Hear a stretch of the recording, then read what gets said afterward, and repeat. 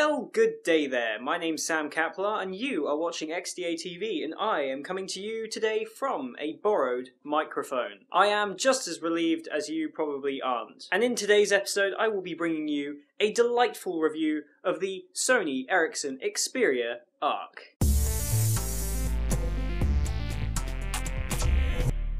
Now this is a phone that I've wanted to review for quite a while now, mostly because it's been quite highly regarded for quite a long time, and extremely sought after as well. But I'm going to spend the majority of this review comparing this phone to the Nexus S. In my personal opinion, this is a very good comparison, because the Nexus S was just as sought after as the XPERIA Arc is, seeing as it was a successor to the extremely popular Nexus 1. Now one thing to note is the weight of each device. When I first got the Arc, I thought, that feels lighter, and when I actually looked into it, it turns out it is. The XPERIA Arc weighs in at 117 grams, and the Nexus S does feel considerably heavier at 129 grams. The screen size of the Nexus S is actually quite considerably smaller than the XPERIA Arc. If I hold the phones directly next to each other, you can see that the XPERIA Arc does actually have a screen which is a few millimeters bigger. I also feel that the XPERIA Arc has a slightly sharper screen than the Nexus S. Now one thing that was always a big problem for me with the Nexus S and for a lot of developers is the fact that it doesn't have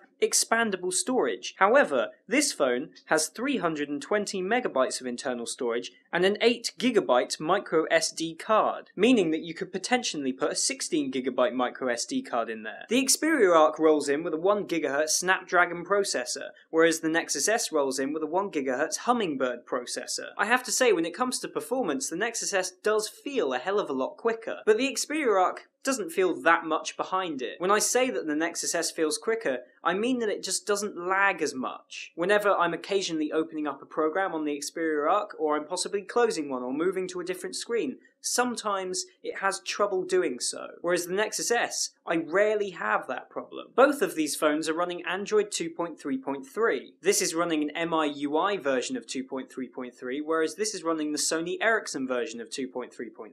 Now I don't want to compare the Sony Ericsson version of Android to the MIUI, so I'll leave the Nexus out for this one. I personally love stock Android, but what Sony Ericsson have done to the UI of Android 2.3 I think is disgusting. As you can see here, the lock screen has been changed to something which just doesn't look anywhere near as good. The dock on the bottom also doesn't look as good as stock gingerbread. I do like the scrolling widget that allows you to go through some gallery items, however, I don't like these transparent widgets. I feel that Sony Ericsson are trying to be too cool and different with their UI, but really it just looks cheap and nasty. You may be able to see that there, but the phone is slightly struggling to change between the different screens with ease. Again, going back to the fact that I feel that the Nexus S is a lot quicker. With these astronomical UI gripes, I quickly downloaded ADW and Go Launcher. Now, I personally am a Go Launcher fan because I like its simplicity. This is also a live wallpaper called Solar Winds. It is available on the market for free. And last but not least is the camera. The camera on this phone features 720p recording at 30 frames per second. It's very good,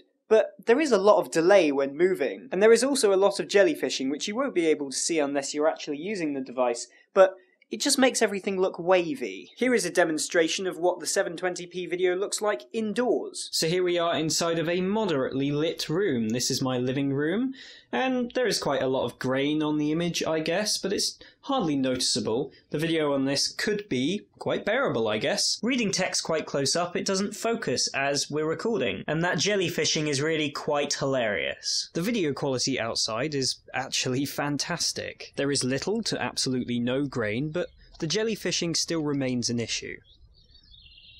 Recording close up to subjects is near impossible because it doesn't seem like there's any way to focus while recording, but when you stand a moderate distance from a subject, the quality is actually fantastic. Now the Nexus S doesn't actually have 720p recording, it only has VGA recording. In comparison to the video quality of the Nexus S, well, you can make your mind up. So obviously the XPERIA Arc wins on the camera front. That's all for today for this review of the XPERIA Arc and its comparison to the Nexus S. Thank you very much for watching, and if you would like to see more of me, you can go to youtube.com/IamKaplat and twitter.com/SamKaplat. Thank you very much for watching, and I look forward to seeing you all on Wednesday.